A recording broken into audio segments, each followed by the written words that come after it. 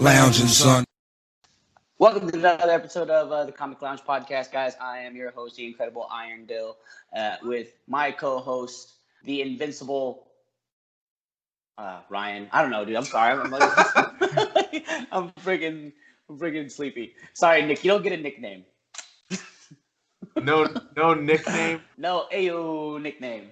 Okay. I'm just. I'm still I understand. I think you and I just woke up, right? So. Oh, you just woke up too. Okay, cool. I've been up All for right. 3 hours, guys. All right. Anyway, we really don't have really much for you guys this week. Sorry. Hold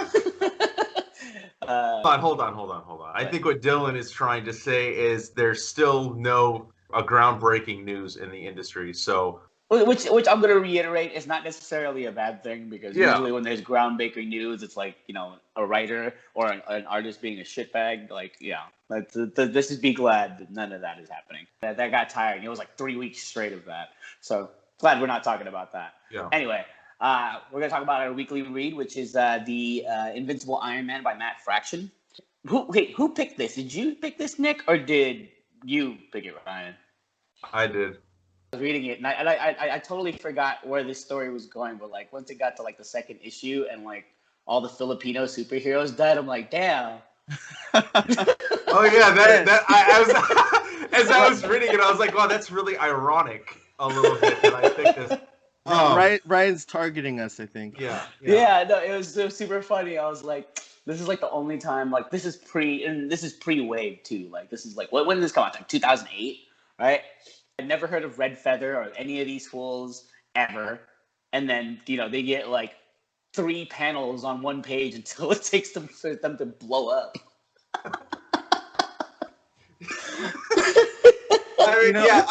Go ahead. Oh, it was just, I think it was obligatory. Let's choose a third world country to kill people in, and we just got picked. Filipinos just got picked this time around. It looks like so. Oh yeah, it's fine. It's fine. I'm all for equal opportunity genocide. Sometimes it has to happen. Like we can only talk about X amount of countries so many times. Philippines, it's cool. It's cool. No, the real reason I picked it is because, and I've talked about this with Nick at the shop a couple times. I miss being able to read Iron Man because I feel like there hasn't really been a great run. It's probably since Fraction left. I didn't really like Kieran Gillen's run. I despise Dan Slott's run. And what about Bendis? I forgot about that. So Bendis, I think the first arc I read, and I read half of the second. That's all I read. I didn't finish it. I thought it was okay. I'll be honest with you. Matt Fraction was the last Iron Man run I read. I forgot how fucking great it is. I don't remember anything else after this. I forget who wrote it, but there was a War Machine run. I think it was after this, where he was just going on a killing spree, like killing like terrorists and criminals, and like his kill count was like over 1 million, and he was like more machine than man. Like that was dope. But yeah, aside from like those two stories, like I haven't really read any Iron Man or War Machine since Fraction. Oh, okay. I also think it's kind of ironic. The new Iron Man run starts on Wednesday. I didn't even plan for it to kind of coincide with that, but I think it's kind of interesting that we just reread this, and Iron Man 1 by Chris Cantwell is coming out. I'm really interested in it because Kafu is doing the art. Oh yeah. Like I love Kafu's art. Kafu is just fucking sick, and I feel like he should do more freaking Marvel titles. Like the fact that he did only Valkyrie, and this is like what his second series now. Oh, he's done other stuff in the past. As of late. As of late, yes. But before we get too far into this, just to kind of give Nick a more of a proper welcome. Shit. We Sorry, talk for everybody. It's all good. For everybody listening, I work with Nick at the shop. I've known Nick for years. Dylan's known Nick for years. We talk about him quite frequently on the show. When Dylan's constantly asking me to be on the show, we talk about how I troll Nick at work, how he trolls me. So thank you. I got trolled walking into the store the one time. Like I don't know what you guys are talking about. There's no trolling at all. You're fucking troll king. No, that shit was fucking hilarious. He got you so quick too. I was blindsided by it. I didn't know how to react to it. it's like it's all play, like, oh, you just ditch getting tackled by JJ Watt, but then all of a sudden you coming out of your spin move and you get hit by another lineman. That's how I felt. But it's that time of year. You're talking football, so yeah. Sorry, okay. like it's okay. Football on Thursday. It's okay. I've been watching basketball fucking pretty much every day. Congratulations to your Celtics, by the way. Before we get too far into comic book talk, bro. Yeah. How crazy was that? That game was phenomenal. For almost every, like I say this all the time, but every single team deserves to be in the playoffs right now, and they're playing their fucking asses off, and it's crazy. But yeah. Anyways, let's talk comics. Why don't we talk about what we've been reading? I mean, I know that Dylan, you're, as Nick said, you're finally reading good books. So fucking. I never. Wait, I said that. I never said that. That's weird, dude. You fucking said that. You said that. Like that was like the most backhanded thing you've ever said to me. And the more insulting part about it was, like, I couldn't even rebuttal because you were on the phone and I didn't know who you were on the phone with. You could have been on the phone with anybody, and I couldn't even rebuttal. Oh, man. He was talking to Kevin, dude. He was talking to Kevin. So Kevin. That's trash. I should have just fucking fucking fired on you. Yeah, you heard the whole conversation. It was hilarious. Well, when you were Dylan, when you were like a customer, that was like a few years ago, because I know you like moved, right? You had moved or something, right? Yeah. And so, well, I had moved back. Back to that area because I lived in for like the longest time I was living in LA, and then when me and my wife got together, we moved in with each other. We lived in Van Nuys, and then we moved over to the West Side. Yeah. And then that's when I was like, you know what? I'm just going to this comic shop. Let's see what the fuck is up. And then that's when I met you and Kevin and Andrew. And then randomly, while I was there one day, one New Wednesday, me and Ryan ran back into each other. Oh, okay. I think I remember that. Was I there? I was probably there. You were there. Happened. You were there. Yeah, you and Kevin were there. But what were you reading at the time? Like, I mean, you're reading maybe. Stuff. Okay, yeah. I mean, which is fine. And this is like shortly after, like, you suggested Isola to me. Okay. I remember this. Like, that was like one of the first recommendations I got from you was Isola. Okay. Yeah, it's a good book. I don't like what the creators did with it, but yeah. I didn't like the second volume. Like, I stopped. I think I got up to 1 through 6, and then I trade weighted the second half of it, and then I didn't like the second volume. I was like, it just got kind of diluted. It was weird. Felt very. I think it had a strong start. It had a strong start, but then like when it got to the second half, it kind of went in like multiple directions that I don't think the reader or myself was prepared for. It was weird. Yeah, I think what Nick was trying to insinuate though was that when you were shopping at Collector's Paradise, you were probably mostly getting Marvel and maybe a little bit of DC, not so much indie, and now you're reading indie. I think that's Now I'm full on indie. I think the Invincible Iron Man. Actually, I'm actually reading a Marvel book right now, but it's like John Byrne's Sensational She-Hulk. Like that's like the only Marvel thing that I'm like really reading. I actually at the shop today. Not today. Last Wednesday, I officially have no more Marvel on my pull. Like, what? I took Wolverine off. I took Thor off. Whoa, dude. Yeah. How the fuck are you supposed to speculate on the first appearance of the White Light in fucking Donny Cates' Thor run, dude? I don't know. And Wolverine's new arch nemesis with like those, I don't know. Yeah, Sorin, dude. Sorin. Come on, bro. What are you doing? You have no. Wait, hold on a second. I have to understand something before we go any further. You have no Marvel on your pull list? No Marvel. That's fucking crazy, dude. Yeah, so, never thought I'd say it, right? Wait, no X-Men? No X-Men. I'm trade weighting X-Men. I'm like, and honestly, to be honest with you, like I'm like just the sheer amount of issues you have to get just to get the full story of X with Swords is absolutely ridiculous. I'm not okay with that. Like, well, we got a big collection. I'm sorting through a big collection of at the comic shop, right? And I went through 6 long boxes of X-Men comics, and I was going through them and just looking through them, and like aside from like Dark Phoenix Saga, like this is what I noticed. All the stories, everything is all so self-contained. Like back was also self-contained. Even in the 90s, everything was so self-contained that, you know, you only got little story arcs that lasted 4 or 5 issues or 3 issues or even 2 issues. you know? And just the fact that you need to tell such a large scale story like this, where it requires 20, like how many is it? Like 22 issues, like all spanning throughout the entire, like 24 issues spanning throughout the entire like X roster. We're talking about every single X team plus a Wolverine solo, and you have to tell this big ass story where everyone has a sword, and I'm just not into it, dude. I'm not. Dude, I can't believe you took X-Men off your pull list. Who cares about the rest of the titans? Read X-Men. That's what I'm doing. I know. And that's the fucking best, dude. That's like, in my opinion, there's 2 great Marvel books. Okay, 3. Hold on, 3 great Marvel books coming out right now that I just could not take off. Daredevil's one of them, Immortal Hulk, and X-Men. I think that those 3 books are the strongest of what Marvel's putting out right now, and I talked about this. I hate the crossover. I think it's annoying. I think the way that they relaunched the X line was kind of annoying.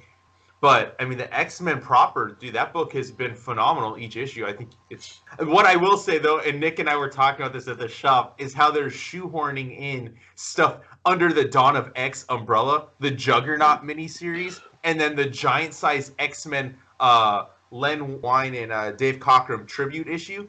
How the fuck is that Dawn of X? There's probably like a moment where they have like a scene from the present day to tie it in.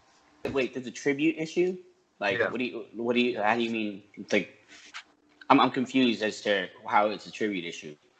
It's giant size X-Men #1 from back in the day when like the Claremont giant size. So what they're doing, they're having different artists do their interpretations of. I don't know if it's each page is by a different artist or what it is, but that's what they're doing. I think it comes out. I think it was on FOC last week, so I guess in like 3 weeks it's gonna be out. Yeah. It's not the Claremont. It's the Len Wein stuff, like the all new, all new, all different, right? Okay, yeah. Gotcha. Like I don't agree with like this as well, like with this crossover, especially now. But I mean, X-Men have been doing this for years. I mean, they've been doing crossovers like this since the '90s. I think in the '80s too. So it's not a new thing necessarily. No, but when they do the crossovers, like. It wasn't such a large scale where it was just like they did this many times. I mean, like Executioner Song or that stuff, or Onslaught. Onslaught was pretty huge. I mean, even as recent as Messiah Complex. I mean, that was like every single X-Men book was tied into it. So I mean, I feel like this has always been a thing that the X-Men books have done for a while. They just stopped doing it like the past few years because they didn't care about X-Men, right? But now that they care about X-Men, they're going to just do as much as they can, which I think is bad.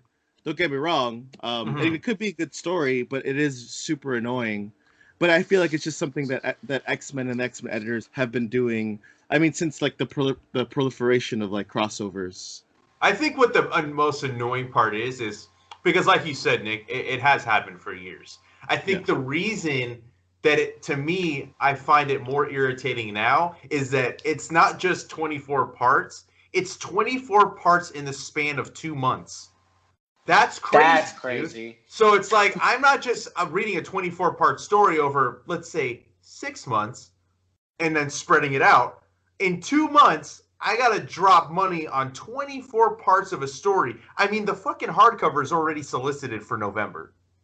Oh, to cool. Me, I'll get the hardcover. So to me, like, you know what I mean? Like, right? Yeah, that's what I'm doing. Like, I really don't have the desire to have, like, I don't need the trades of all the series. You know what I mean? I'm cool with just, I know what's going on in the series because I read it. But 24 parts in 2 months, it's just like, and this goes back to, like, my problem with, like, cultivating new readership or growing readership on smaller titles is that when you're locking people in to like a line of books, X fans, right? They're spending so much money on just that line of books that not everybody has a lot of money to spend. So they don't really have as much room to try out other series because they're dropping money on 6 X books that come out twice a month. You know what I mean? Like, so to me, I get why they did it. It's a financial reason. It's not because they believe. I don't think it's so much that they believe in the story. It's that they're like, oh shit, look what we did with House and Powers. Let's capitalize on that. Let's put out fucking 6 monthly books twice a month. So yeah, but House and Powers, wasn't that like a year or like 6 no, months? wasn't it? It came out weekly. It was weekly, yeah. So 12 weeks. So 3 months. Yeah. Okay, that was fine. But the issues never overlapped each other, right? No, like you didn't have to buy more than one. Not that it said it was quality. So every issue that came out was fantastic.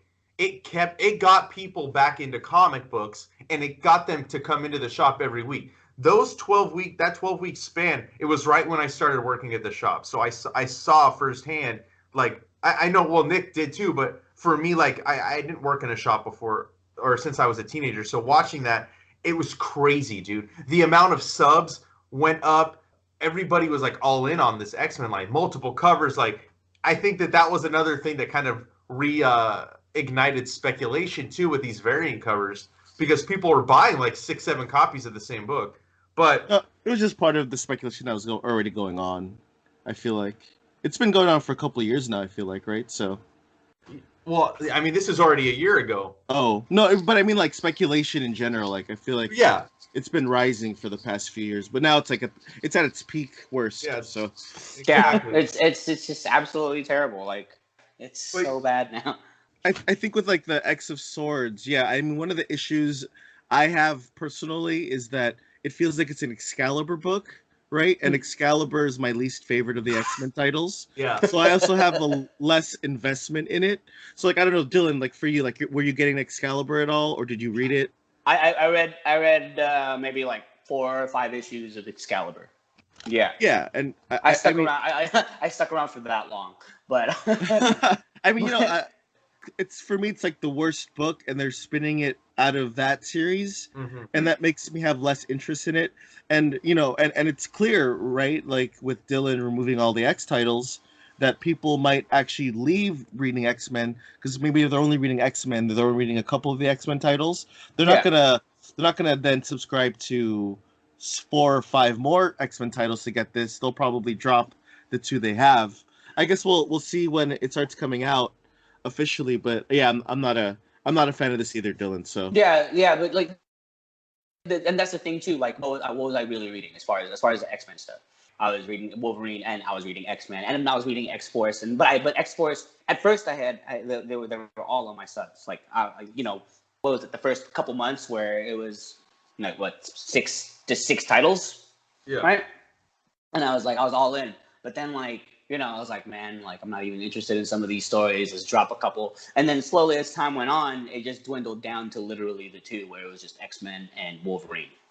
The beauty of working at a shop is getting to read the books without necessarily having to sub to them. But I have to say, dude, X-Force continues to fucking excite me, dude. Like, X-Force was great. This last issue 12 that came out, I love that issue. I haven't read it yet. I think it's the second strongest X title, in my opinion. And I know that Ben Percy writes Wolverine also, but the Wolverine story that's going on in there didn't really like grab me as much.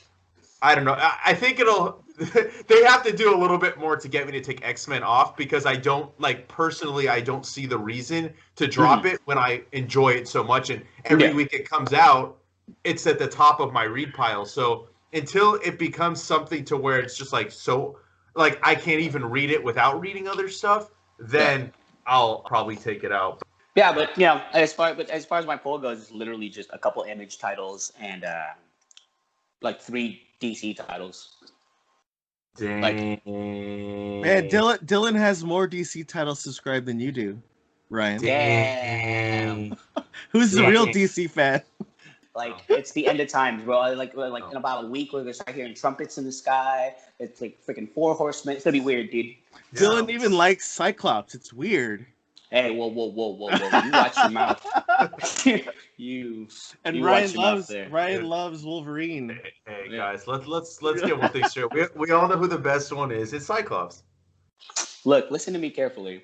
Last time I checked, like, Cyclops has had like a couple mini-series. Wolverine is like, you know, when he's alive, he's always had a run. So. Oh, but see, that's like popularity though. That's like saying, you know, like Titanic's the best movie ever because it made the most money. You know. He got you there, bud. He got you. Damn, fuck. All right. Hey, but you know what? Look, It doesn't even matter because like friggin' Cyclops is gonna grow old and gray, and Wolverine's still gonna look like a fucking 40-year-old chain smoker, and all into the future. Yeah. Cyclops can die. X-Men can't die.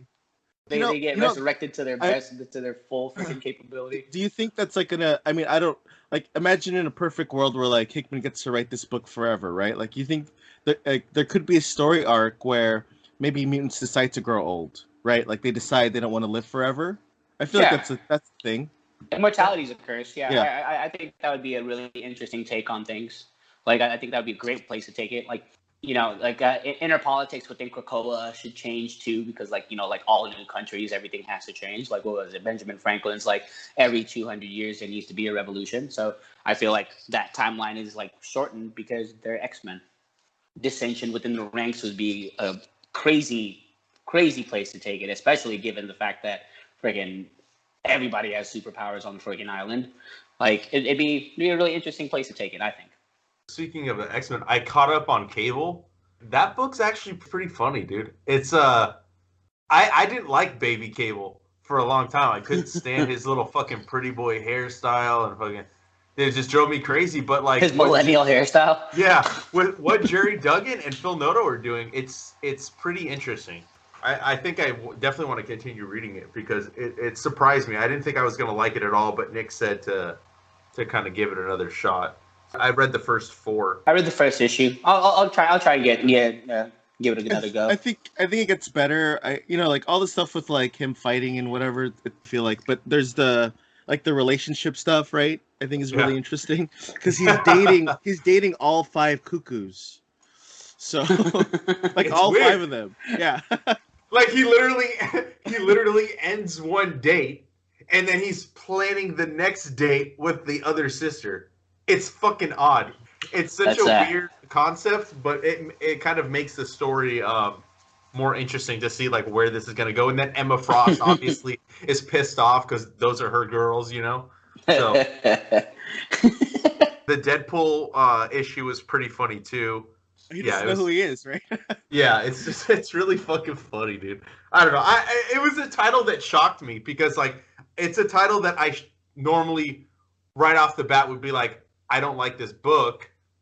I'm not reading it. And I read the first issue when it first came out, but I'm like, I wasn't feeling it. Like I said, when Nick said, check it out. He told me about the relationships with the Cuckoo sister. So I was like, okay, maybe I'll check this out. I got to see what this is all about. And it was good, dude. Okay. Oh, yeah. I'll check it out. I'll definitely check it out. All right. You want to talk Iron Man? All right. Okay. Yeah. Let's talk. Let's wait. Let me tell you guys what I've been reading though.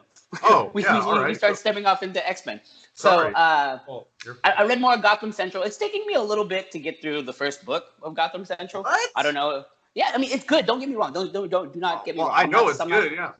Yeah, I'm not saying that it's not good. It's actually really fucking good. But that's kind of the thing with like crime dramas for me. Crime dramas is like Perry Mason for me. Like I have to go through it slowly in order for me to process because like I feel like it's not like superhero stories where it's like boom, boom, boom, boom, boom. This happens, this happens, this happens. But like with crime dramas, like I feel like I have to absorb it to get the full comprehension of it. So I'm taking it slow. I like the perspective of like the cops in Gotham. Like it's literally New York City, but there's a bunch of superheroes and super freaks and fucking little supervillains running around. So it adds a crazier element to the whole dynamic of how they are, of how they have to be as cops. So right. I like that. I'm doing a Sandman reread. And, nice. Yeah, I just finished Seasons of Mist, and I forgot that it's like I think Seasons of Mist is quite frankly one of my favorite volumes in the series. This is the one where Morpheus gets the key to hell, and he's trying to figure out who to give it to. Yeah. So good, dude. And then he has that whole entire conversation with Lucifer. So I came to the realization that I never read Lucifer, so I started Lucifer yesterday, and I only read like a couple pages, but like I'm really excited to start that. It's Mike Carey, right, and Peter Gross. Yes, yeah. That's correct. That concept alone, I mean, it's funny because my mother-in-law actually watches Lucifer, the TV show, right? And she asked me about it, and like she was, I feel like she was a little disappointed that I didn't know anything about it because Dylan, you're supposed to know everything about comics. That's like your whole entire office. It's like I'm sorry, Carol. That you didn't know about the fucking teen drama Lucifer. I don't think it's I don't think it's a teen drama. Come on, bro. I haven't watched it though. I don't know. Okay, so neither have I, but I can just tell by the way it looks. Wait. So this is what I heard. Okay, so when Fox had the hold of the property, it was very like primetime television. But I heard that this new season, now that it's being run by Netflix, that it's a lot better fandom-wise. This is what I'm hearing. I mean, I haven't watched it, but this is what I'm hearing. But they said that now it's starting to turn into this more darker television series now that Netflix is like, let go of the reins and let the creators kind of do their thing. Because you put something on Fox, you can't, you have to overly sexualize everything. You got to put a lot of things in slow mo, like girls coming out of bikinis in the pool, and then like slow sexy fire. You have to do that because it's Fox. I feel like once you go to like a streaming thing, like you get a lot of freedom. I mean, that's why I'm a little concerned with like Swamp into the CW, because something's going to the CW. I mean, that's a fucking nightmare right there. It's the exact same show. That they're literally just putting it on CW. If it is just the exact same show, are they doing new episodes, or they're just no? Oh, okay. It literally is exactly what was on the what was it, the DC streaming, whatever that was, and now they're bringing it to CW and re-showing the whole season.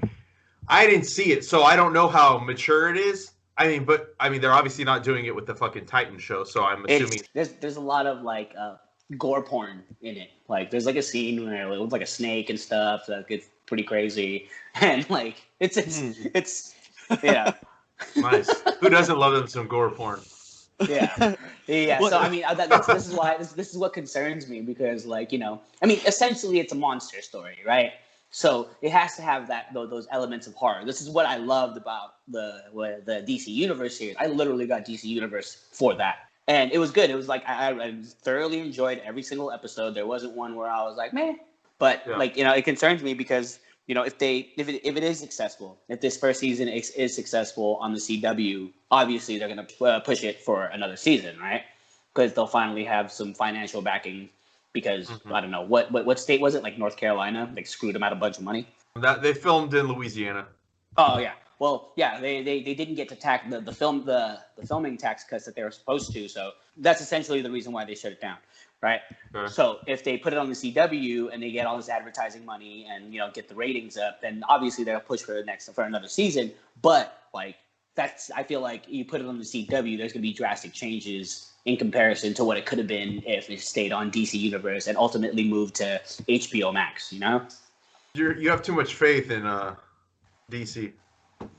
That must be why you have more DC on your pull list now. Hey, look, dude, like Doom Patrol. I started watching Doom Patrol, and that's a really good show too. I'm not saying these shows are bad. I'm just saying that when bad decisions get made by anything that DC does, I'm not shocked anymore. I expect it. Because just their fucking track record is absolute shit. Yeah, retailers they wait every Friday, because Friday is when they send us emails with like announcements and stuff. They used to do it in their Facebook group, but they shut it down because they don't care about retailers anymore. and so like every Friday for a certain period of time was like, oh, are we? Because like every Friday is when they announce all the bullshit, right? Like all the stuff that they. Like all the unless you're getting fired, they do it on Monday. Yeah, right. So like every Friday was like, okay, what's DC doing now? Every it's definitely expected nowadays for DC. So disheartening, dude. Oh, they're having another fandom today. I know. Oh, that's right. I saw, because I think they might be making some more milestone announcements. I saw Dennis Cowan on Facebook. He posted. You're not excited for Tom King to talk about Rorschach? Oh, you mean Sellout? We're talking about the fucking Sellout? That's what we're talking about, right? We're talking about this. Oh, we're talking about the same guy who, in the back of Strange Adventures, quotes different creators that have gotten fucked over, but now he's going to do a book by one of the biggest fuckovers in comic history. Okay, cool, yeah. And he did an interview on the Hollywood Reporter yesterday. I think it got released, or a couple days ago, where he said that he loves Alan Moore. It's so funny. Like he's talking about how like I'm from the school of Alan Moore. Like I love everything. That's why he does the 9-panel pages. It's actually because he like loves Alan Moore that much, but I guess he doesn't love him enough to not do Rorschach, you know, which is so like you're talking about irony, right? Or maybe more hypocrisy. I feel like it's just like, dude, you literally just hypocrisy. I feel like hypocrisy is like the proper word. Yeah, you just said that like Alan Moore's your favorite creator, and that you build your style around him, and yet you're like, oh my god, he's so dumb. And then you're like gonna go around and like make this Rorschach, but like, you know, the thing is, I don't even think Alan Moore gives a crap at this point, but it's still frustrating to me, like knowing everything, right? That like all the creator rights issues that have been going on, just to see like, you know, Tom King. I don't know. It's weird because it's like clearly you just took a paycheck. You know, that's basically what happened. So. Yeah, I mean, he could have done anything else. He had no interest in this. It was actually DC who came up to him. I think it was it might have been Bob. Who was it? Who was the previous? Bob Harris.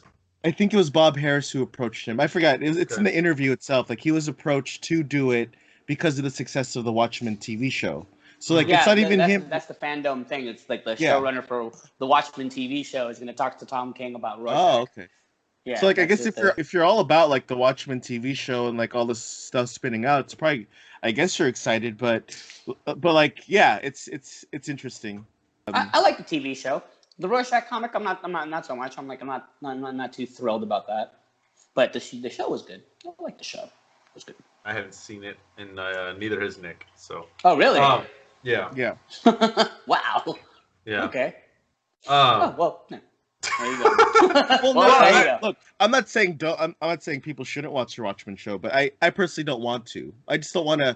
For me, I want to like keep Watchmen in its own, like Alan Moore, and probably not Dave Gibbons, because Dave Gibbons wants paychecks, but like Alan Moore, and I don't blame him necessarily, but Alan Moore, it's his work. He doesn't have the rights to it. He didn't approve of any of this stuff, regardless of if it's like the greatest show ever, which I hear is what Watchmen is at that level. I just won't watch it out of like that principle, No, I totally understand. I totally respect and understand that. Like, I totally do. But like, it's a good Dylan, show. You're a sellout. How dare you? Yeah, God damn you, Dylan. Hey, I'm just here to get a check, bro. What? If I were Dave Gibbons' shoes and like someone gave me like, hey, $2 million for Watchmen or whatever, like of course, or even like, I don't know, like I'm not, if I were in the same position, I don't know if I'd be able to answer like with that much principle. Yeah, if I was Dave Gibbons, I might feel differently, but also like he did co-create it, so it's a little bit different, I guess. Mm-hmm. Yeah. I don't know. I was planning to watch the Watchmen show until I had a fucking conversation with Nick, and he kind of said some stuff. Well, you brought stuff to you. I knew a little bit, but you told me a lot more that I did not know, and I think that's when I started losing respect for DC as a whole. And then I also was like, man, that's really like I started feeling angry for Alan Moore in the same way that I feel angry for Jack Kirby. Like just like fuck. It's annoying. So that's just it kind of made me where I'm just like, what? I don't have to watch that show. And I feel like it was kind of like there's a book that I don't want to say the book, but there's a book that came out recently where the writer, there are some things that are being said about him, and it kind of affected my experience reading the book. Just because the thoughts were in my head. So I felt like that might have been the case that probably would have been the case with Watchmen the show as well. And I think that would be the case with this fucking bastardized Rorschach book that's coming out. So, but yeah, let's that's enough negative. Let's talk about let's talk about Iron Man. So the book we're talking about here, Invincible Iron Man: The Five Nightmares. Matt Fraction's the writer. Salvador Larocca is the artist. We got Frank D'Armata and Stephane Pune on colors. Chris Eliopoulos on letters. Like we said, it's called The Five Nightmares. Real quick, just to kind of give the context before we're going to let Nick give his thoughts first, but the Five Nightmares are outlined in the first issue. The first one is that he gets drunk again.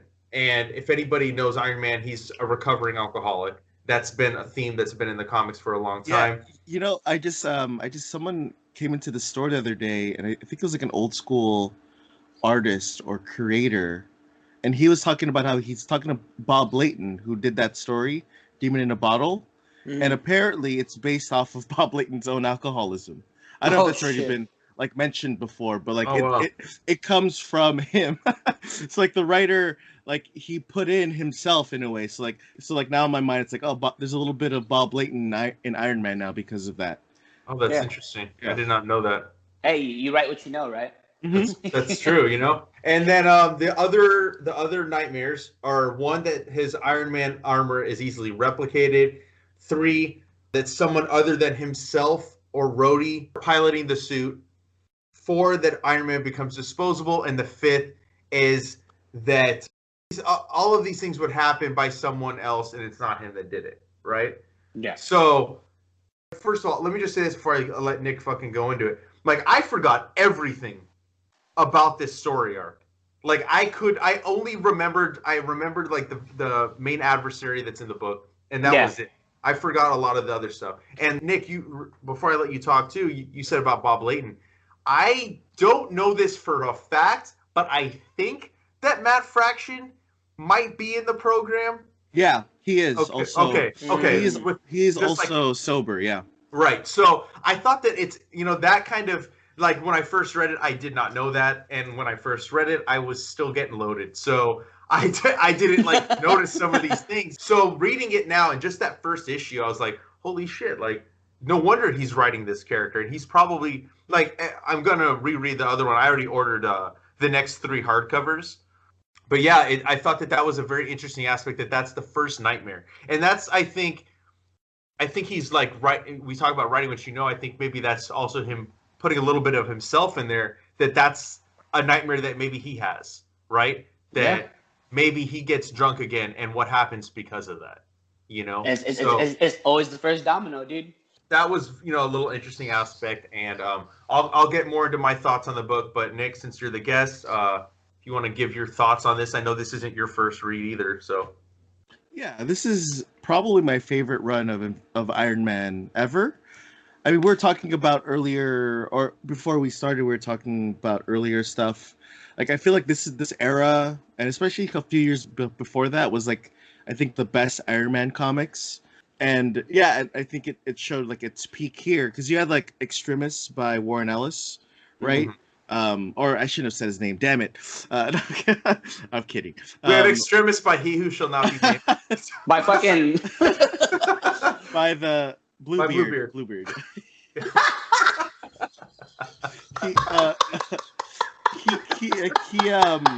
But like regardless of whatever we feel about him, like that was a great run. And then the Knopf brothers took over with Iron Man, Director of S.H.I.E.L.D., and that stuff was really cool.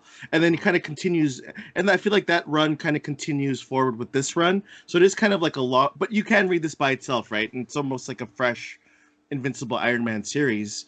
But yeah, I love everything about it. I haven't read it in a long time either, right? And like you, Ryan, I forgot a lot of the stuff.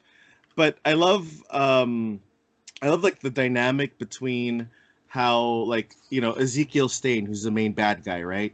Obadiah Stane's son.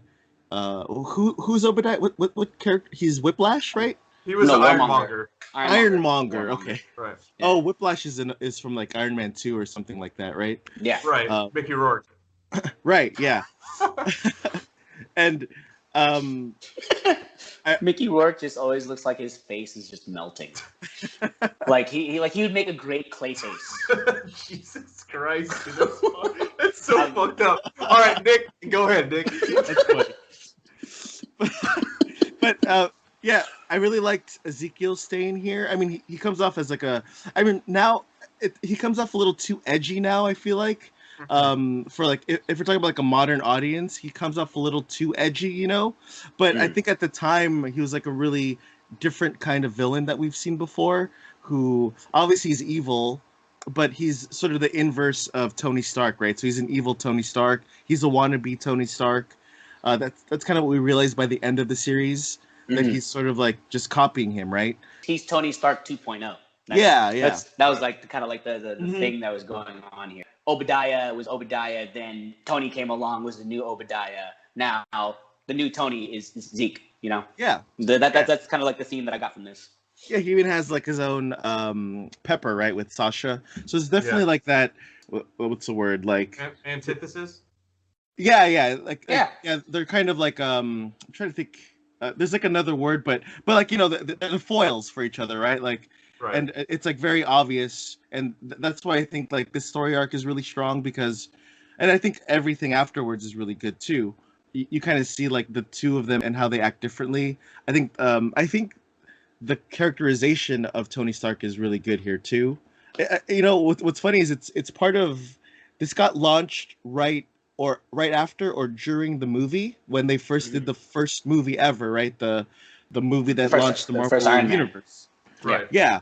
And so like this coincided with that, and I guess since it's like the early days, it's good, right? Because every other like thing that tied into the movies wasn't as good, I feel like.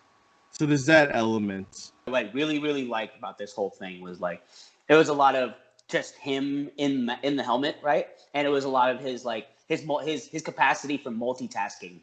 Like that was like one of the best things ever because he would be like, "Oh yeah, I'm doing the PowerPoint in friggin' Russia while I'm friggin' in space, like repairing."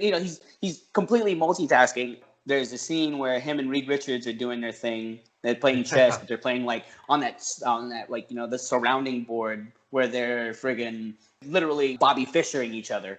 It's just crazy. You always like, I feel like that's kind of what's missing. I mean, I wouldn't know because like I said, I don't know current Iron Man comics. All I know is that anytime there's a big event where like superheroes are going against each other, Tony is somehow always in the middle of it. I feel like maybe it's a missing element that he really is a genius and he really like has this crazy capacity to multitask and think ahead and think forward. And I feel like this like really broke that characterization down, especially since like the boxes, all the caption boxes here were like internal monologue of how Tony perceives things.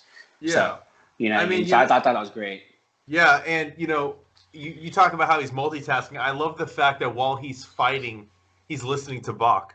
Yeah. He's listening to fucking classical music so he doesn't hear the screams or whatever is surrounding him. He kind of is able to like kind of almost zone in on the task and separate himself from it a little bit. But, it's interesting that I forgot that it came out around the same time as the movie. And yeah, I think it was launched because of the movie. Like they rebooted Iron Man and then kind of had this ready in place. Yeah. And it's funny because I remember at the time, now anybody that has heard me talk, Nick knows this, Dylan, you know this, Ed Brubaker is my favorite writer. So his Captain America run was one of my favorites. Tony Stark and fucking Steve Rogers in the middle of all that were pitted against each other in Civil War. I was not liking Tony very much. You know what I mean? Like I still picked up the book, but his character and I think that speaks to the writing of the character of how he was being perceived to where I literally I picked a side. I was on Cap's side and I couldn't stand Tony for like the longest time. The series prior to this, or the two series prior to this, like Nick was talking about, I read, but this one made me an Iron Man fan. This run blew me away. And I loved the characterization of Tony in this book. And to think that this was the inaugural arc of Matt Fraction's run, I think speaks volumes of what a great writer he is. Because he comes out swinging, dude. He comes out very, very strong with this arc. Every single issue of this volume was fucking awesome. And I stopped hating Tony, dude. I stopped hating Tony because of this run. I remember now as I reread it. And I love that we're seeing like this, like almost not vulnerable side of Tony, but hearing him tell us what his nightmares are and what his fears are really humanizes him and really makes him not seem so larger than life and like this billionaire fucking who has everything, like at the end of the day, he is a human being and he has fears just like all of us. His fears are just astronomically different than ours because of his stature in life. Seeing his technology stolen, right? And over the years, it's not just Ezekiel Stane that's stealing his technology. This goes back years to when villains were, using it and making their own armors and shit like that. Other countries are trying to make their own Iron Man. Like Crimson Dynamo. Exactly. I do love the aspect of him leading S.H.I.E.L.D. I thought that was a very cool turn for the character. And, like, the reason, like, you talked about Reed Richards. I love why Reed Richards is there. He asks him to help him investigate something, right? And Reed's like, well, why are you having me do it? And he has to do it because since he's a part of S.H.I.E.L.D., he doesn't want his technology any of the research of his technology to be within S.H.I.E.L.D. He wants to keep it separate so that they can't steal it. And he even gets asked by Maria Hill, like, you could be saving lives. And he's like, no, that's my technology, because she calls him out when he saves Pepper. I love that argument. His rebuttals to Maria during that argument were fantastic. The supercuts haircut. Yeah, that shit fucking supercuts. Call your appointments on Tuesday. Yeah. Well, it's going to be important though. It's like he's laying seeds there, because if you remember, like, the rest of the arc, right? He loses control of S.H.I.E.L.D. and is on the run, and the whole point is the reason he's on the run is because Norman Osborn, the new director of S.H.I.E.L.D. or Hammer, wants his technology, right? So it's already kind of seeding like what would be the major storyline for like the rest of the run, with that whole it's like post-Secret Invasion into the Dark Reign. Yeah, and like, why aren't you sharing your technology? Well, it's like, well, now you know, because what if I leave and now Norman Osborn has my technology? It's bad. So, like, so he already had that, like, and that shows you like another layer of like Tony Stark, the character, being like this really smart person, right? Like, he thinks so far ahead. Like I said, like, he asked him for help, but he didn't need his help. He probably could have got it done faster than Reed. And even while he's doing it, he just he checks him in every single game of chess. And Reed had been playing since a kid, and he's like, even as he's playing, he's like, oh yeah, I picked it up real quick. Yeah. A couple of years, right as I was getting sober, I was bored. I had to fill my time with something else. And I just, like, it's just these, like, little things, these little layers that Fraction added to Tony that I don't think I had seen before. I don't know that I hadn't read like a ton of Iron Man growing up. I wasn't like an Iron Man fan. Well, Iron Man was a C-list character for so long, right? It wasn't until the movies that he kind of became an A-list character. Right. Yeah. I don't know, dude. Like I said, like, I read this, and I think halfway through, and Nick, you kind of got me like pumped too, because I forgot that Tony was on the run. So, like, I totally forgot about that. I had that like that going on in my head of you telling me that, and I'm like, fuck, dude, I'm not looking through my boxes. I'll just order the fucking hardcovers, because nice. I don't even know that I have every single issue, because I know that, like I said, like, I was still getting loaded back then, so I don't know if I have everything. And I'm like, whatever, dude. There's 11 hardcovers. I'll buy the 11. I think I got 2, 3, and 4, and 2 and 3 are when he's on the run. And there wasn't a bigger collection. There was there was 2 omnibus, right? Okay. That only collect the first 33 issues. Yeah. But Fraction did more than that, because he did it when it got renumbered to like 500. And I think he even wrote another couple years after that. Then they did a soft cover, but the soft cover, they stopped with the first 19. So I was like, you know what? I have the first hardcover that has the first 7. I'll just get them in this version. I don't care. And I was able to find them, the first 3 on the cheap, so it wasn't like super expensive. And I think that's the first like 25 issues or 28. But yeah, this fucking Iron Man, dude, like, it's this reason that I picked this book, dude, is because this run is what made me an Iron Man fan. And I have been dying for a good Iron Man book for years now. I mean, I liked what Bendis did in the beginning, but it felt like too much of a caricature of what Tony was in the films.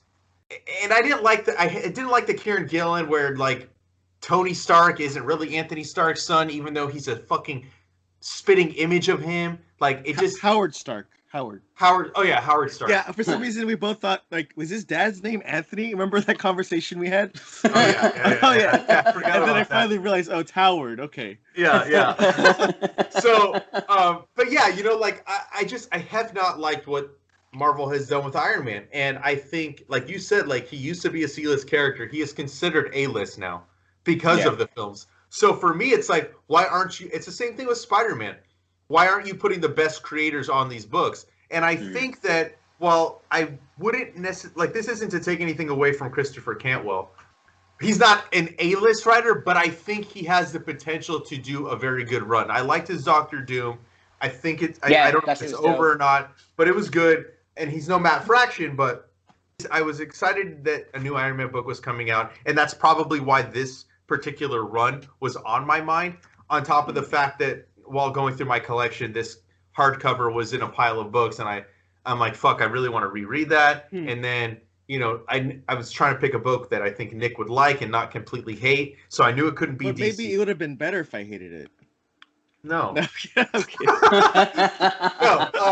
but no, I think that's right. That's a testament to like the quality of this book is that all three of us read this 12 years ago and we still enjoyed it just as much. Yeah, this time, absolutely. Not a little bit more. For me, I enjoyed it more this time. I think around this time, this is like around the time when after like my few years of being on hiatus from comics, this is one of the comics that I was reading. I think this and Green Lantern and War Machine were ones that I was reading. And I think right around that time, that was when Wolverine Origins was coming out too with no, that was Daniel Way. That was that's series. Oh, that one, yes. Yeah, with Daniel Way. I think those are the Marvel series that I was reading at the time. And I honestly I thought every single thing that I was reading at that point during the mid 2000s were pretty solid. I mean, that's considered one of the best eras of Marvel. You had Bendis at his prime. Yeah. You had Brubaker doing Cap. You have Fraction. Yeah. You have Fraction doing this, right? And you had Fraction and Brubaker doing Iron Fist. So there's like a bunch of even the Daniel Way Wolverine stuff was really cool. Yeah. Yeah. That was when Straczynski was on Thor? Mm-hmm. Like there's a lot of good shit coming out back then, dude. Yeah. That was peak Marvel right there. Damn. It was a great era, like Nick said. It was a fantastic era. And I think right now is okay. I mean, right now, well, no, Marvel's not very great right now, but like comics are great. There's a lot of good stuff coming out. So, comics I think comics in general are really great right now. I think specifically back then, like if I'm just comparing Marvel then to Marvel now, I think Marvel as a whole, like I loved what Marvel did back then. I think I was reading most of what Marvel put out because it was just all so fucking good. You think it's because of our age, like, or because we read it like that in that era, like, because you have people who are older than us, right? Like in their 50s, let's say, or 60s, who read like the 70s era stuff, and like that's the best era to them. You think we're doing that right now? We're friggin' adding the nostalgia factor while smoking our corncob pipes. I don't think so though, because like let's compare now to then. Look at the caliber of writers that were writing at Marvel back then. I don't even think you can compare what Marvel has now.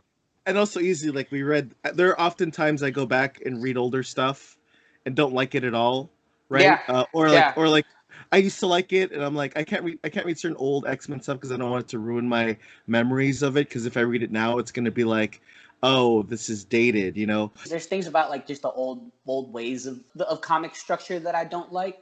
Mm-hmm. Like, I reread Dark Phoenix Saga maybe like last year, right? And it totally ruined it for me because every single chapter they're reminding the reader what happened in the last one, but they do it in a way that they're just basically repeating verbatim what they said in the first couple pages of the last issue. Like, you know what I mean? Yeah. Like, like they'll remind you, like Cyclops will say something like saying what happened in the last issue while having a conversation with someone, but then like in the next issue, someone else will say the exact same thing verbatim, and then that got repetitive to me, and I don't know, it took me out of it. Where as opposed to now, where like we literally have like a previously on page, where it reiterates what happened in the last. What I mean? Right. Like I think the structure of things back then, and on top of that, dialogue and slang that really take me out of it. Well, yeah, I think the reason, one of the reasons, like,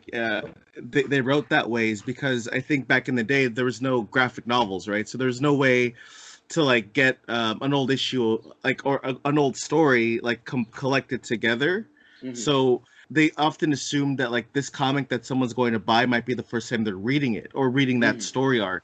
So that's why I think they always recap stuff, which is really annoying if you're reading it as a graphic novel now.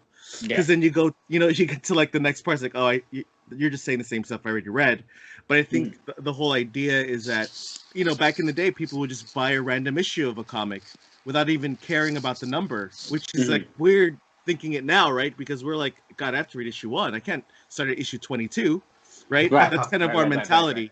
But I don't think that was the mentality back then. And that's why they wrote as though, I think you were told to write as though this was your first time picking it up. Right. And that's, yeah, and you get that repetitiveness, which can be annoying. Yeah. Yeah, I just tend to skip those pages. I'll be honest, when I'm reading in the middle of a fight. We'll be like in the middle of a fight. Yeah, I don't know. But I think if you talk about the quality, though, like we're talking about like the nostalgia feeling, maybe it's because we just feel like that because that's what we read and we liked it when we were younger. But I think 9 times out of 10, all of that era of Marvel, when I reread it now, it's still just as good. Specifically with the Iron Man, I got something different from it this time, and it, like I said, it's because of the sobriety aspect of Tony that I didn't have back then. You know what I mean? So like I got something new, but like I've reread Brubaker's Captain America multiple times, still good. I've reread Brubaker's Daredevil, still good. What else came out back then? I don't know, but like I said, most of the stuff I reread, it doesn't. All the Marvel Knights stuff, all the Ultimate Spider-Man stuff, maybe. Yeah. But actually, I guess Marvel Knights, the main thing was Daredevil, or like Garth Ennis's Punisher for Punisher Max was pretty great at the time. But no. I mean, I was just playing devil's advocate, but I was like, yeah, I still think this stuff is still like what we read today. You know, I feel like this style still is going on. Maybe they don't decompress as much, where like they have these long ass stories that kind of go on for a while, right? Like I think nowadays. But I think that's what they're missing. I think all these Marvel events are happening too close in succession for there to be stories like this Invincible Iron Man, where it really breaks down the character of Tony to make Tony more likable again, to make other characters more likable again, to make the reader kind of invest in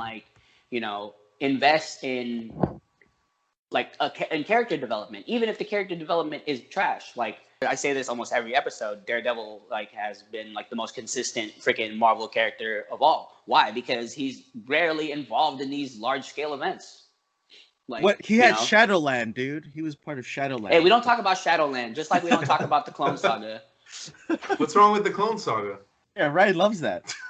Yeah, I would argue too, though, that I would say that they're still doing this in comics. You just brought up Daredevil. I think Daredevil is a prime example of the same type of storytelling that goes on in Iron Man, and same thing with Immortal Hulk. Immortal Hulk just flies under the radar. There was a lot of hype in the beginning. And speculation. Yeah. But the story itself is phenomenal. I agree. But I mean, I was trying to circle back to how your A-listers, you're talking about your A-listers like Iron Man and Spider-Man. Yeah. You're not doing these for these guys. You know what I mean? No, you're saying that you feel like these A-list characters aren't getting the best treatment that they should, because in this era with the 2008s or mid-2000 era, you had the best writers on them. Yeah. Is that what you mean? Yeah, exactly. Yeah. I mean, look at the names you guys just brought up within 3 seconds of each other. You guys brought up Brubaker for Cap. You guys brought up Bendis for Avengers and Daredevil. Yeah, and then a friend Fraction for Iron Man. You know what I mean? I don't know who's writing Avengers. I mean, Jason Aaron's writing Avengers right now, but honestly, I'm not interested. I wasn't interested in it like I was the first 12 issues. It's a disappointment overall. Yeah. Yeah, it is. It really. And and that's saying a lot, because I freaking loved the whole Thor run. Everything he did with Thor was absolutely phenomenal and fantastic. I think there were only a few issues where I was just what? But for the most part, though, 98% of it, I was all for it. But then when he writes freaking Avengers, it's kind of all over the place. I don't think he's good at writing team books. Yeah, I agree. I agree. Yeah, pull out some of the big guns. Get Dan Slott. Have Dan Slott stop writing things. Hey, how are you gonna fucking launch Iron Man with fucking Dan Slott? Dude? Hey, he was the longest running Spider-Man writer of all time. So doesn't mean he's good. I mean, yeah, I know that. I mean, come on, dude. The best. I'm sorry. No disrespect to Stan Lee, but the best Spider-Man run is the Ultimate Spider-Man run by Bendis. That is the best Spider-Man run from beginning to end, in my opinion. That's just how I feel. You know, maybe I'm wrong. I think as a whole, it got to the core of the character, and it was amazing. This was the last Amazing Spider-Man issue that I picked up. I can't even tell you. I picked up last week. It was actually the best Spider-Man comic that I have read in a while of modern series. I mean, man, I miss reading Spider-Man. I haven't read it in years. Friendly Neighborhood Spider-Man was pretty good. By Tom Taylor. Yeah. Yeah. But if you look, like you said, if you look at who's writing Cap, Ta-Nehisi Coates. It's a good run, you know. Yeah. I think it's kind of got a little. It started dragging a little bit for me, so I'm trade weighting it. Then you look at Thor. You got Donny Cates. Okay, you're putting a high profile. I wouldn't call him. This is gonna sound like I'm bashing him. I wouldn't call him an A-list writer in comics. I think he's just. He's what's hot right now. He's a hot writer, but he's not hot in looks like Kevin thinks. But you know,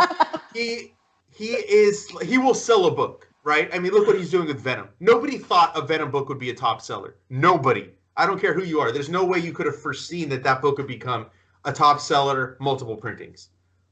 But he sells a book. And I don't know who else I would have put on Thor, but he's not and then you look at Iron Man, again, like Christopher Cantwell, he's a solid writer, but not A-list. Hey, you know what? Cantwell's taking a pay cut to write this. That's for sure. What? Are you saying that because he writes TV? Yeah, he's a TV writer. Were you there? Were you there, Ryan, when Sterling Gates came to the shop?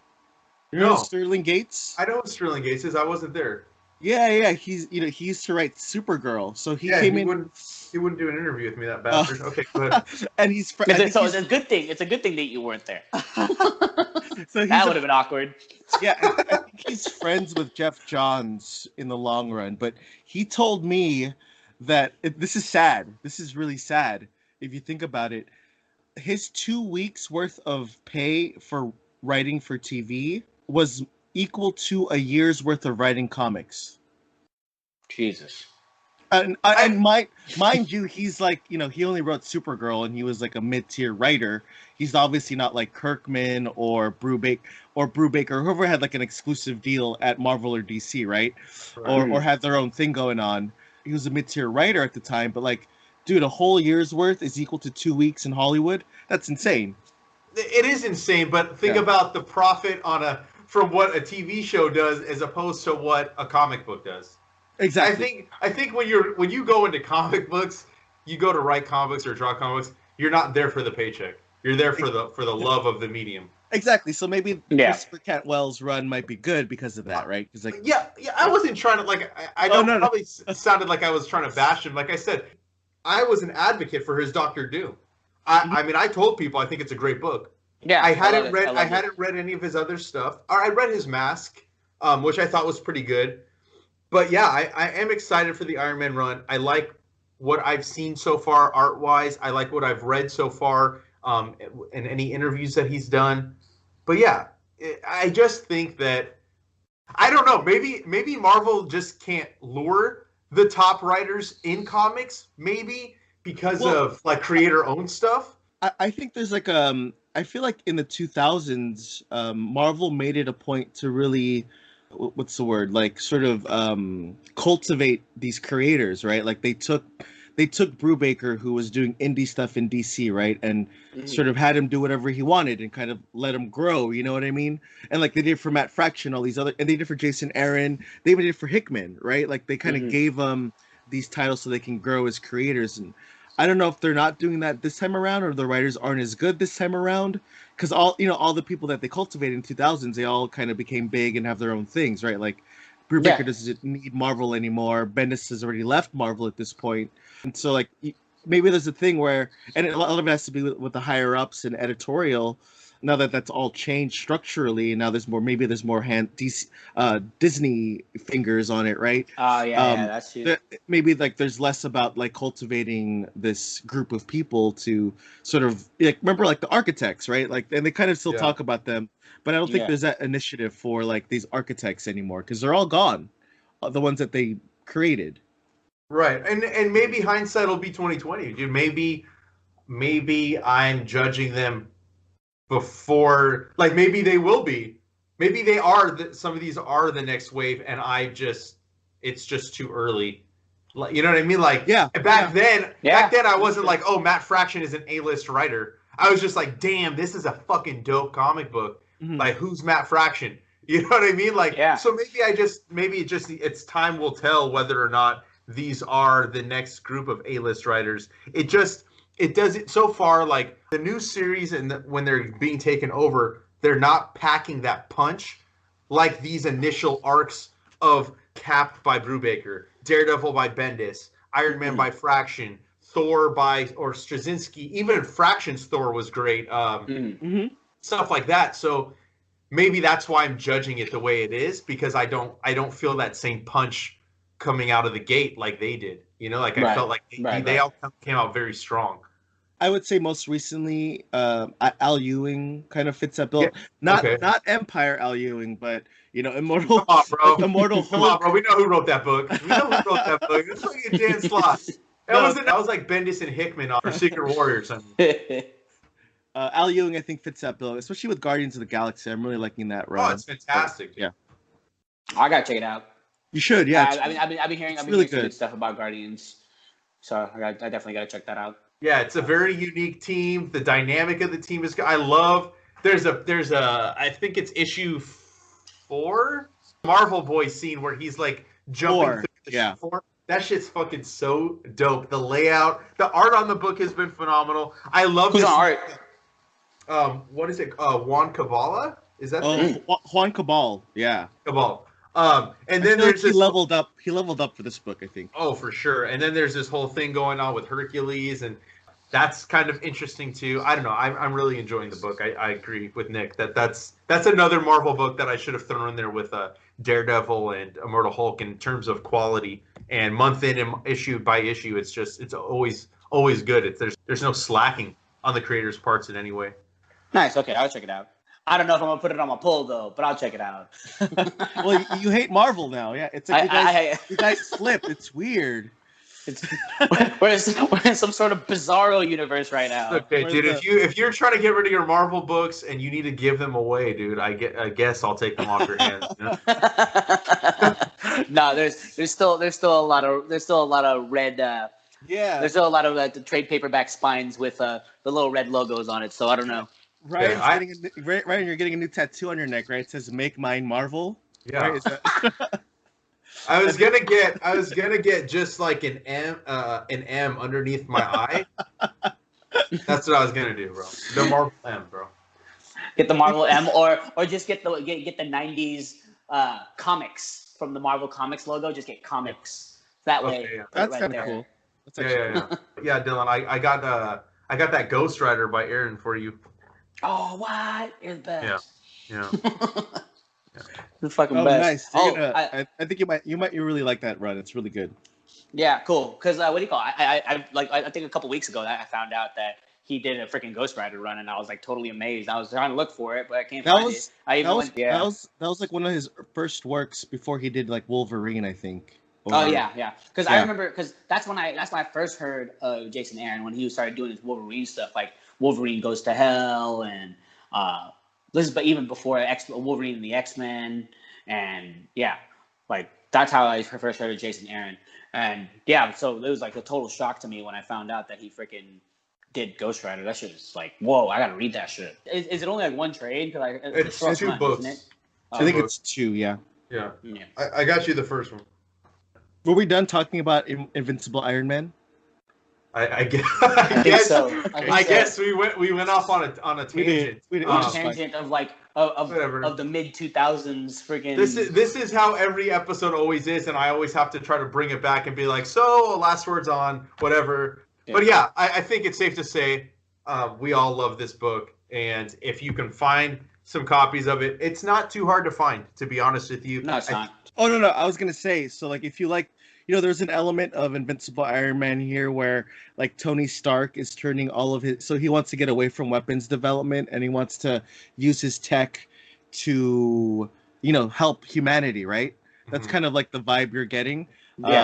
Even with his think tank and everything, So if you like that concept, he actually took that. I don't say he took it, but like I think he was inspired by Wildcats 3.0 by Joe Casey. Oh yeah, that was a good run. That run, it's just like a little throwback kind of thing. Like check that out if you want to, like, because I think he was really heavily inspired by that run. In Wildcats 3.0, they decide to also they become a corporation and they decide to use their like alien technology to help humanity.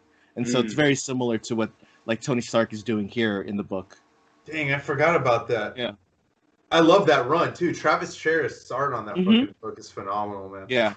That's our thoughts for Iron Man. And the mid 2000s. The mid 2000s, yeah. Damn, dude, that was crazy. We did go off. Dude, 20 years from now, we're gonna be talking like, man, the 2000s were the best. Yeah, I'm gonna be. So, any books coming up you guys are checking out this week that you're excited about? Nick, I want to ask you real quick. Dylan, I'll let you look at your pull. But yeah, I think the Detective coming out this week, 10/27. That sounds pretty fucking dope. Yeah, there's so many great writers on that, creators on that book. It's like, okay, I don't read a lot of Batman unless it's like very like a big Batman book, and I don't read Detective Comics normally, but I'm gonna check this issue out because of all the creators. I know, and Fractions. Yeah, that list of creators is insane, and it's really diverse too. Yeah, really it's phenomenal. Yeah, I mean, you got Mariko Tamaki, you got Fraction, you got Zdarsky, you got Bendis. I mean, just those names alone. I mean, I could keep going, but this is. I think Nick and I were discussing like this is almost a better lineup than they had for Detective 1000. Oh, way better, yeah.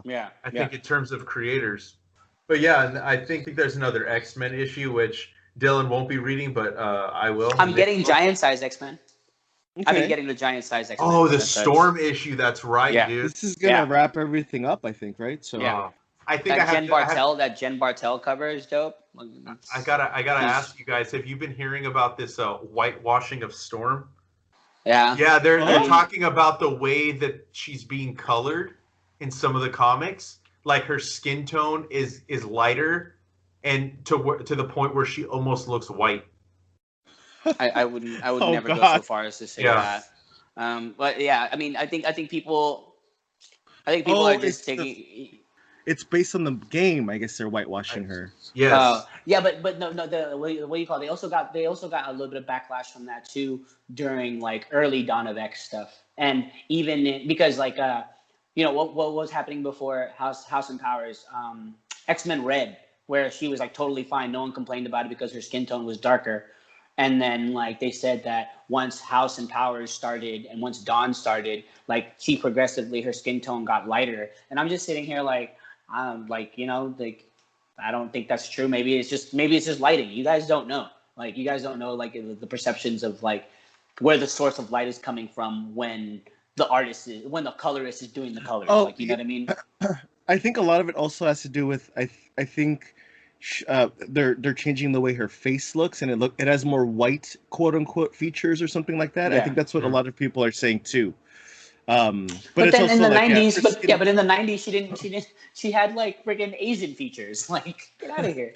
I think a lot of it would have to do with like the artists, and there might be artists who don't know how to draw, like African people. I guess that's a thing actually. So because they might be using references. They might be American artists who have references that only have like white people in it. You know what I mean? That's definitely a thing. Artists bring up once in a while, like they're taught in books, and the faces are often white, and like they don't get their own representation, and they're told to draw in a way that features like white faces more. That's weird. They don't have Google. They can't look up a fucking picture. I don't know. You know what I mean? Like that's laziness. I think then. You know what I mean? Well, you have to be conscious of it, right? I feel like sometimes you're not conscious because you could just be trained to draw it that way. And I guess. Right? Yeah. You just have to be more aware. Yeah. I mean, I can see why it would upset people. You know what I mean? No, totally, 100%. But yeah, I am excited for that Storm book though, and fucking Russell Dodderman, dude. Yeah, I love. And she better be dark skinned. I'm gonna be pissed. Seven Secrets 2 comes out. Yeah, two's a good issue because it gives you more insight on. I got to read a preview of it, so like Seven Secrets 2 is really good because it adds another layer. It's actually I would say it's really the start of the series. So two is more. I feel like one was like a prelude, right? Yeah. One is like more like a zero issue if you think about it because it sets up the parents because the main character is actually the kid. So yeah. And then Curse of the White Knight hardcover. I'm looking forward to that. You didn't read it? No. Okay. Yeah. Thanks, Ryan. What? I know, right? Ryan just gave you his review with that. Oh. Sorry. I'm just it's more of a feeling I have. More of a feeling I have towards Murphy. Oh, Sean Murphy, I see. Yeah. So it's not so much the story. I didn't hate White Knight like some people that we are friends with on Instagram, Dylan. I'm not calling people out. But I liked it. It's just more of like learning more about Sean Murphy. Like I said, it was hard to kind of want to support him. Oh, you think it's problematic? I see. He's just I don't know. I mean, you read it. Or just period? Is he becoming more and more of a shitbag? Because honestly, I don't. He makes comments. He makes dumb comments. You know I what I don't mean? follow him, so I unfollowed him just because he started saying dumb shit. You know, really? Like not horrible, just dumb. You know, it's like little small, underhanded, backhanded shit. Yeah, I'm trying to like stay away from people that do that. I don't want to put any more money in. He was defending comic skaters, I think. Yeah. Well, he also works with them too, I think. Yeah. Right? He actually works with them, not. I'm sorry, Dylan. I was trying not to say it, but then Nick called me out for that. Oh, so I had to explain myself. Hold on. It's still Saturday. Taking it off my pull. Damn. I'm sorry, Dylan. You could still read it though. I think the book is still good. It's just the book creators. It's just the creator sucks. We have to deal with that nowadays. It's part of like now that we know so much. But yeah, I think there's there's nothing else really. I think that's coming out, right? I think New Mortal Hulk, pretty much it. Detective, right? I don't think there's anything big coming out, right, Nick? Yeah, I mean Iron Man #1, but we talked about. Iron Man. Take one of the real quick. One of the books that I'm most excited for this month. I know Nick is as well. Is the new Shang-Chi book, dude. That book looks dope. Yeah. I'm dead ass serious. That shit looks dope. That shit looks so awesome. Yeah, I mean Gene Luen Yang, dude, is such a great cartoonist, and I think like some of his ideas that he's gonna interject into the books seem really fucking awesome. And I think that speculators are going to make this book fucking blow up because there's a first appearance of a new character. So maybe we'll get to see more Shang-Chi thanks to speculators. There's like 3 new characters. Yeah. It's super exciting. More Asian characters to the forefront that aren't getting blown up. Hey, you know what? They did spend a moment in the books where like he and Thor go to their funeral, so like they kind of honored him, and then they went back and saw that there's a new generation, and like they did like kind of harken back to like Filipinos are very like familial, and like it's generational, and so like there's actually a new generation of these Filipino heroes. So it wasn't like they didn't just kill them off and like they didn't give a crap about them. They actually put a moment where like, oh, by the way, they are alive and the Filipino heroes are still around, so that was a nice moment. It circles back. It does well with that. I'm not saying anything, but it's like like like I remember when I first read this back in the 2000s, like, oh, it's alright, there's gonna be Filipino freaking superheroes in this, awesome. 2 pages later. I know. It's kind of traumatizing as a Filipino. So like, how am I supposed to take it? And then Wave, like, there's like a big hype over Wave happening, and she doesn't even have her own solo run yet. She's like a secondary character in Arrow. Yeah, that's lame. Yeah, and I think the concept of Wave is better than Arrow. Like, she's literally a waterbender. Like, that's fucking awesome. But but anyway, yeah, I know. I digress. I'm just angry. Yeah. Oh, I'm still sour over the White Knight comment. Like, oh no. I'm sorry. Dylan, I'm just trying to save you, bro. That's all. Yeah, I consider myself saved. I really wasn't gonna say anything. It's the O slipped out. It really did. Like I was just gonna be like, okay, cool, and then I was like, oh, so my bad. It's all good. It's all good. There's plenty of other Batman stories that are better than this anyway. That's true. I think I have them all already though. You probably do, yeah. Yeah, I think that's it from me. Anything That's it else? for me too. Yeah, well, thanks for having me on. It was fun. Yeah, dude. Yeah, thank you for coming on, and you're welcome anytime. Yeah, let me know anytime. Just I know you have like a schedule of books, so. I mean, you could always jump in on a Fables too, because you've read that whole series. If you. Oh, when do you get to When do you get to Fables, the one that's Homelands, Volume 6? I think that's 7 or 6 or 7. Yeah. That will be sometime in October. No. 6 is Halloween, and then 7 is the second week of November. Yeah, remind me when Homelands. That's my favorite volume of that run. So I'm down whenever you get to that one. That's the Boy Blue storyline. Oh, I love that storyline. Yeah. Oh yeah. Oh wait, hold on. Oh wait, you haven't read this yet, Dylan, right? Don't worry.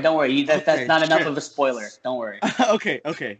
That's not enough of it, because I figure like every volume is gonna like take a perspective of each individual main line character. Sure. So I kind of assume that Boy Blue would get his own story anyway. Oh, it is such a great story. Such a great story. I mean, there's some characters you don't even expect get like their own. Like, what the hell? And yeah, that's true. Okay, well, yeah, I'm down. Come on back. Cool, awesome, yeah. All right, well, that's been another podcast. Again, Nick, thank you for coming on to the show with us. And if you're not already following us, make sure you head over to Facebook, Twitter, and Instagram at The Comic Lounge. You can comment below or email us your comments or suggestions, thecomicloungepod@gmail.com. Make sure you hit the subscribe button on whichever platform you're listening to us on, whether it's YouTube, Podbean, iTunes, or Spotify. So you're notified every time we put up a new episode. The podcast is up every Tuesday, and there's other content spread in throughout the week as well. On that note, we're out. Later, buds.